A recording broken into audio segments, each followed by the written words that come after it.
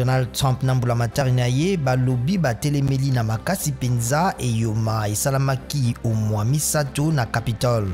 Joe Biden apameli ye pe alobi police ezalaki malembe na balandi ba Trump kasi ezalaka na kanza na baye batelemelaka mbeba ya kokabwana na kolanda loposo na nzoto.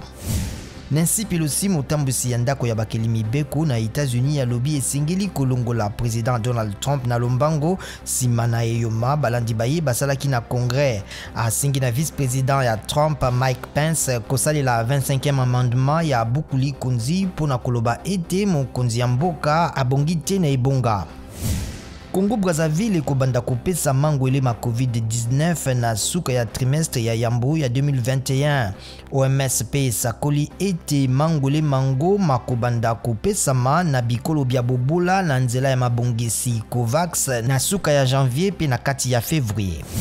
Alanga nzembo ya ibana na kombo ya BobiWine Robert Kyagulanyi oyo azali koulela bokonzi ya mboka na président Yoweri Museveni na mapona mima le 14 janvier alobi asengi CPI kolandela mokonzi ya Uganda na liwa ya basungi baye.